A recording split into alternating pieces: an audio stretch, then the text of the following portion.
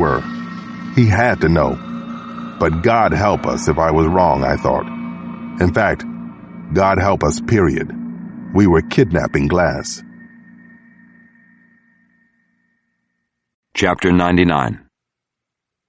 Wake up right now. It all happened very fast.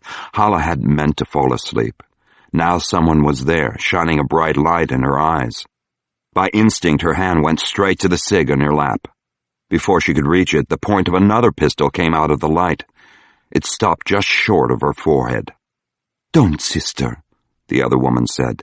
"Please, we're from the family. We've come to get you. We're only here to help." "Hala?" Tariq was just stirring. The infection in his hand had left him feverish and bleary. "What's going on?" "I don't know," she said. "Someone is here. They say they're from the family." "We have to hurry," a man's voice said. "And I'll take that weapon." Her finger tensed on the trigger. "I don't think so," she said. "Sister, listen to me." The woman took a step back now and lowered the light. Her voice was calm, sisterly. "You placed an overseas call, one that you meant to be intercepted, isn't that so?" Hala stared up at the two strangers, but it was impossible to gauge their faces in the dark. It was also hard to think clearly. They hadn't eaten or even had a sip of water in over 24 hours. Still, it was hard to argue with the information these people had, and what option was there, anyway? "All right," she said, and put the butt of the cig into the man's outstretched hand. "But I'm going to want that back." "Of course," the man said. The Aldessaris were made to stand and lift their shirts next to show there were no wires or listening devices of any kind. Then they were each frisked. "Just a precaution," the woman assured them. When her hand pressed over the pocket in Hala's skirt, she took the 2 cyanide capsules as well. "You won't be needing these anymore," she said. "You're heroes, both of you. Everyone in the family honors your name and what you've done." For the first time in days, Hala smiled. A black Toyota 4Runner was waiting at the top of the alley. In the streetlight, Hala saw that the 2 strangers both had olive skin and dark eyes. The woman's hair was dyed blonde, and the man's head was shaved to a rough stubble, his scalp tattooed with an Arabian falcon at the back. In their tailored black clothing, they looked as if they could have just come from one of Washington's trendier clubs. For all Hala knew, they had. "My husband's been shot in the hand by the American police," she said as soon as they pulled away. "I'm going to need antibiotics, disinfectant." "Here." The woman handed a plastic grocery bag over the seat. "This will have to do for the moment. We need to get you out of Washington before we do anything else." When Hala looked inside the bag, she almost wept with relief. There were bottles of water, chocolate bars, a jar of almonds, a first aid kit, and a small pharmacy bottle of amoxicillin. 2 weeks ago, she might have wondered how all this was even possible, but she'd learned, just like the Americans, never to underestimate the power and resources of the family. She took Tariq's good hand in hers and gave it a reassuring squeeze. If he had had his way back in that disgusting alley, she knew he would have been dead by now. "Thank you," she said to the 2 in front. "No," the other woman said. "Thank the family. And thank Allah." Chapter 100. Mahoney drove. Sampson sat in front. I took the back seat with Glass, who was high as a kite by now. His eyes occasionally rolled up into the whites.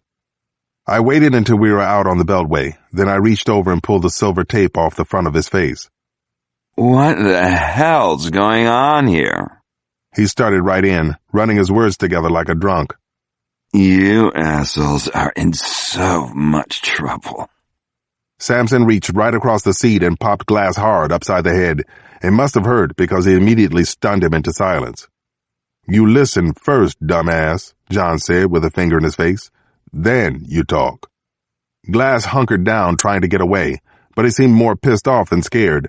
That was the scopolamine doing its thing. "Whatever." "Rodney, listen to me. I'm going to ask you about Ethan and Zoe Coyle. That's our only subject here. Do you know where they are?" He smacked his lips a few times. His eyes fluttered. What'd you give me? Is this thiopental? My mouth's like a sandbox. Glass, where are Ethan and Zoe?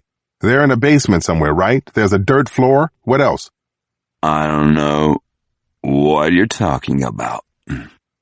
It's not that scopolamine is a truth serum per se, but cognitively speaking, lying is a lot more complex than telling the truth. The drug just makes it that much harder to do.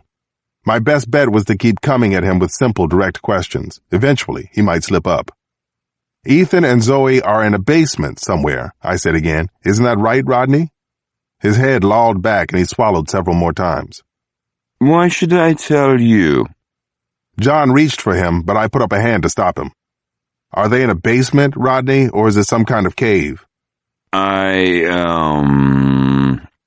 they? Tell me, right now. No. He finally said, and my heart lurched. I mean, yeah, but not a basement is, more like a root cellar.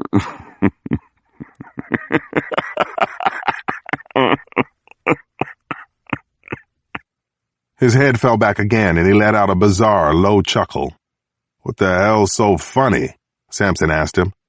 You are, man, he said, and laughed again. I mean, you're all cops, right? But now you're the ones who are going to jail. That's funny, man. That's fucking classic.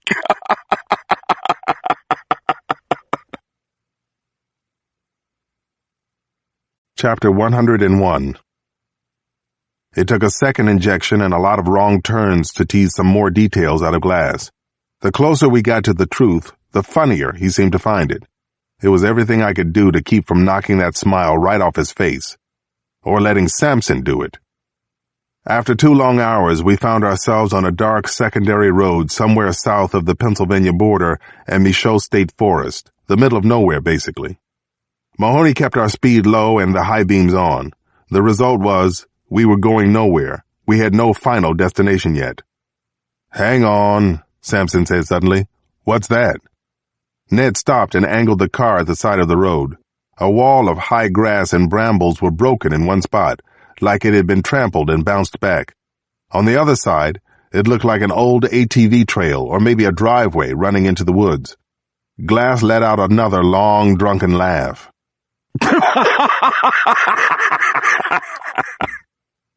I'll take that as a yes, Ned said, and pulled in.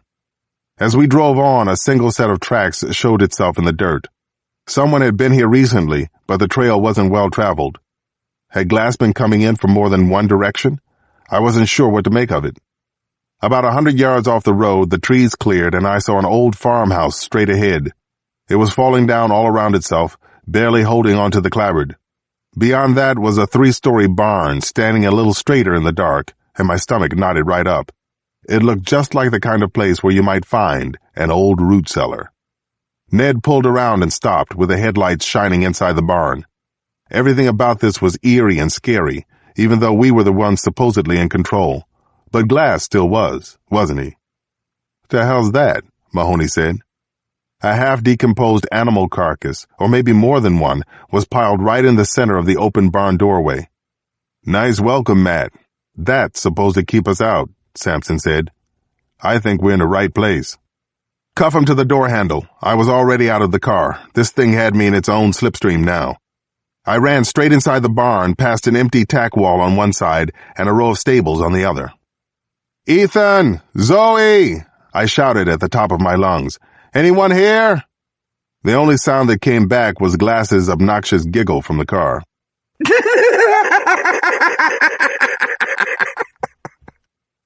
At the back, the barn opened up all the way to the beams overhead. Vines and saplings had worked their way in through the walls, but those were the only signs of life I could see.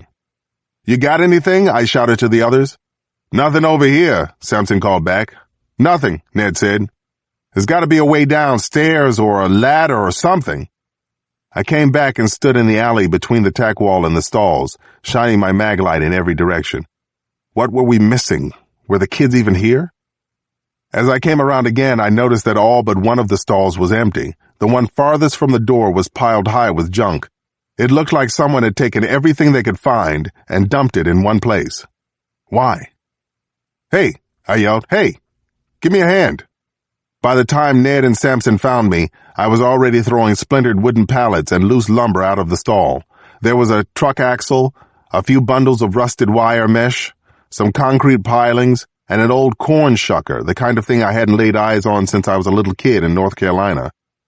As soon as the space was clear, we dropped down and started brushing away the dirt and gravel and old remnants of hay. While I did, I noticed some of the debris was trickling down through a crack in the boards. Right away, it showed itself as a straight line, and then a definite rectangle in the floor. "It's a door," John said, and we dug our fingers into the gap.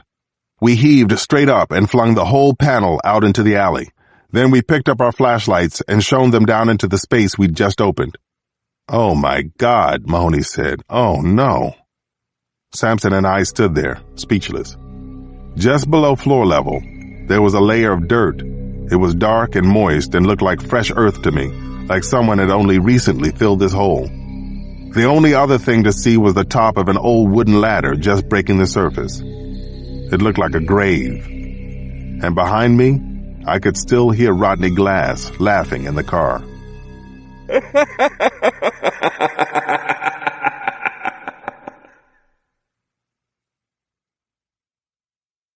Chapter 102. By 6:30 a.m., the old abandoned farm was a full-blown federal crime scene, and it was lit up like National Stadium on a game night. The tension was unbelievable. I could see it on every face. I'm sure the others could see it on mine. A military excavation crew had been driven up from Fort Detrick.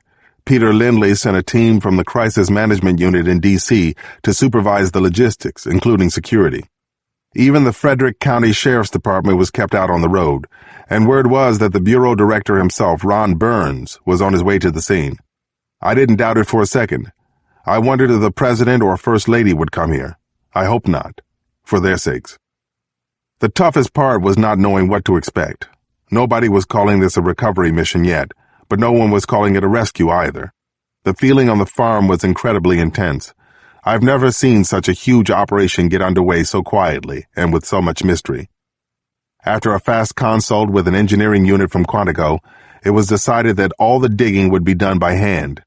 There was a rotating auger and mini excavator parked in the yard, but this root cellar was a complete question mark. We couldn't risk the machinery or the vibrations it would cause. 3 soldiers in fatigues and headlamps got right to it. They worked with sawed-off shovels, taking shallow scoops as quickly and as carefully as possible. Even the soil itself had to be loaded out, bucket by bucket, for transport to the Bureau's forensics lab. Ned, Samson, and I split up. John helped haul equipment at first, and then dirt as the digging got underway. Mahoney ran interference on Rodney Glass, who was sleeping off the last of his scopolamine in the back of a Bureau car. As for what Glass would say, or even remember when he woke up, I couldn't be bothered right now. I had other things on my mind.